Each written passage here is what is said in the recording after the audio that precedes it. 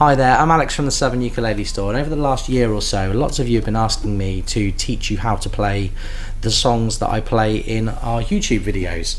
Now, unfortunately, most of the songs I play in our YouTube videos are not actual songs or not distinct arrangements of real songs, because I'm trying to get around YouTube copyright claims, which sometimes come up if you play a cover. So I have come up with several pieces that I play for ukuleles in the videos. Sometimes I may choose one piece over another, and that's fairly random. It's down to what I feel like playing on the day. But the tune that comes up the most often is a tune that I just call Pleasing Interlude. It's not an exciting name. It's not an exciting tune, but it's one that I think if you want to strum but do a tiny bit of picking just to show people what something's capable of in 25-30 seconds, it's something that comes up for me. Feel free to take these chords and turn them into whatever song you like. Just don't get very famous and copyright them, because then I won't be able to play them in the YouTube videos anymore. So we're going to have a look at Pleasing Interlude today. So first chord is C. I'm just going to play the chords for you now. I'll play the tune once and annotate the chords as I go, and then we'll run through it. So it's C, D to D7, G7, E7, A7, D, to a very quick D7 most of the time, G7, and then there's the ending that everyone always asks me about, which is C to C7, F to F minor, C, and then there's a tiny bit that I'll show you at the end. So the first bit here is just the strumming pattern. So I tend to alter this, so don't be too fixed into the idea that you have to play it verbatim how you're hearing it. Make it your own. I'd much rather know that people are learning chord progressions from what I do than learning strumming techniques. But if you want to know what I do generally, obviously sometimes you'll see me play it upside down on right-handed ukuleles, sometimes I'm playing left-handed ukes, but I tend to put the emphasis wherever the lowest note is. So if I'm playing a high G ukulele like I am today, I try and make the C the emphasis of my chord. So as your thumb or your finger goes to attack the chord, try and go C, strum, if you can. Sometimes I hit it, sometimes I don't, but giving the root note for the chord just gives you a kind of more harmonious, slightly bigger texture. So it's C, so I'm going, so thumb, strum down, so thumb, strum down, up with a thumb, down with a thumb, down with my fingers. That might be beyond a beginner, so let's just treat it in measures of 4 as if it was a bar of a song. So you've got C, 2, 3, 4, and then the next chord, which is D for 2, so D, 2, D7. But how am I playing D and D7? That's something a lot of people ask as well. When you're being taught from a book or when you're being taught by a teacher, often they'll teach you an easier way of playing D. But the way I play D is slightly different. I prefer to voice the whole chord. So I use my first finger to bar the whole fretboard, and then I use my little finger to play the 5th fret. Now that might be a stretch for some of you. If it is, feel free to use your version of D where you play just the 3 fingers together, or even just the 1 finger, however you do it. However you play D is fine, but if you want to do it how I do it, it's on the G string it's the 2nd fret, on the C string it's the 2nd fret, on the E string it's the 2nd fret, and on the A string it's the 5th fret. So for a measure of 2 we play D, and then we switch to D7. So the way I do it is I take my little finger off of the 5th fret and I put it on the 3rd fret for a measure of 2. So do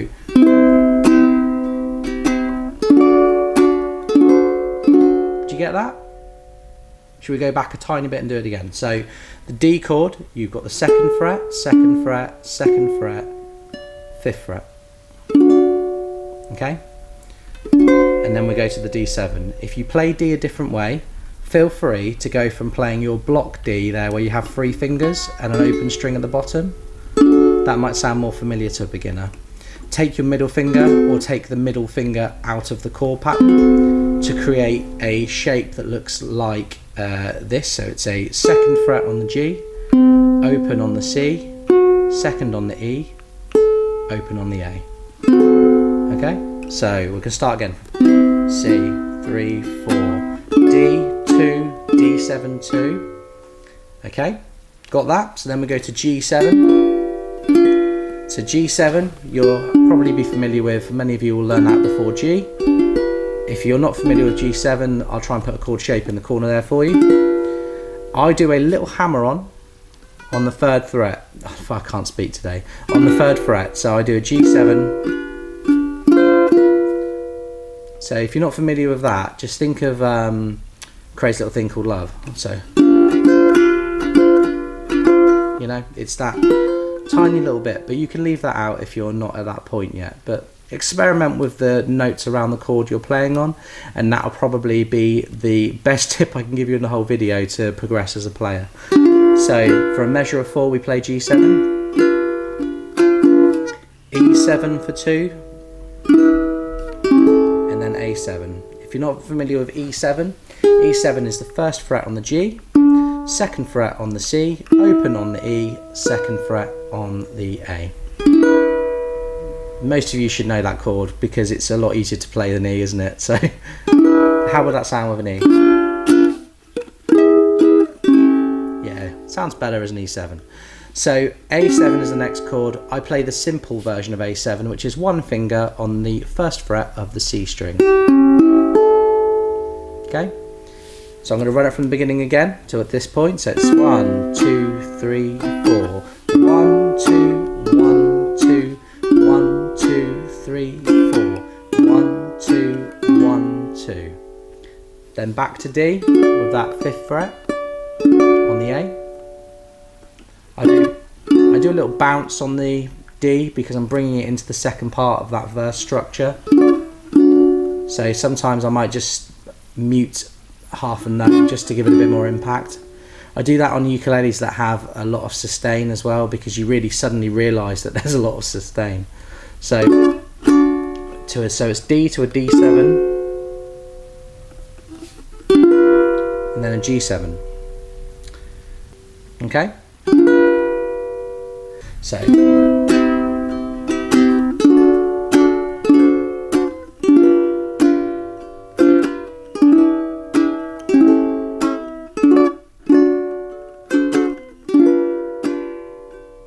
So the tough bit there, I think, for you if you're learning it as a beginner is going to be towards the end there. So let's just annotate that bit when we get there.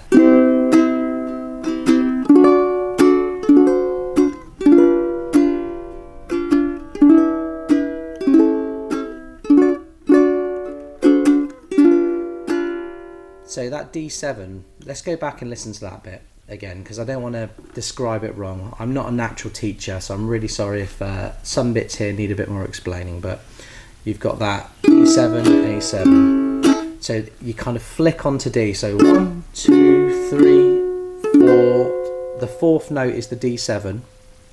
Okay, so you just play D7 for 1 strum. Sorry, I didn't explain that very well before. So D, 2, 3, 4. And then we go to the G7 and you strum that for then we go to the G7 and you strum that for a bar. Cool. Should we do the outro now?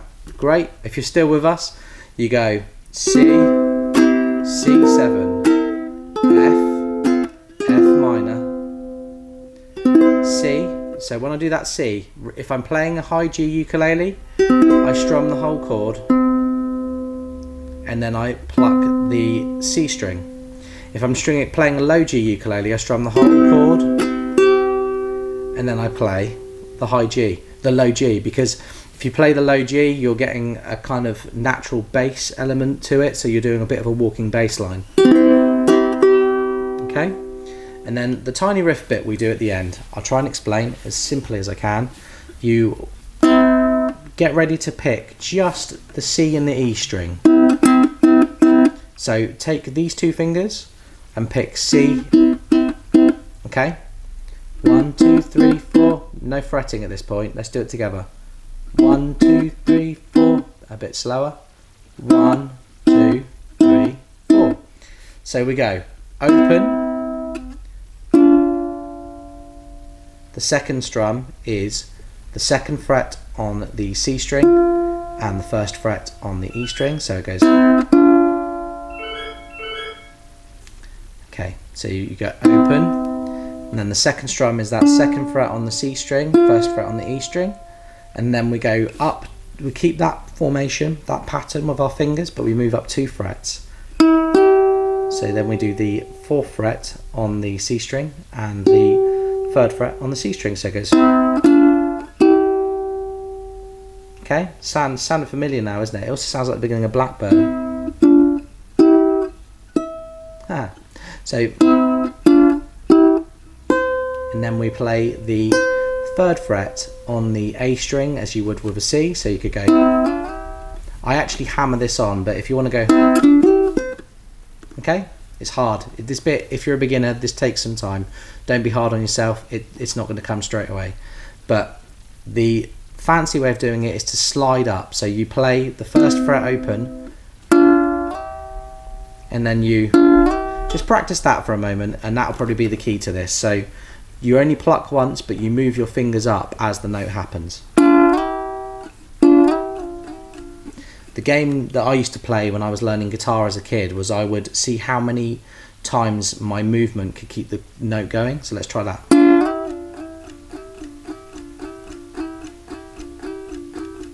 It keeps going.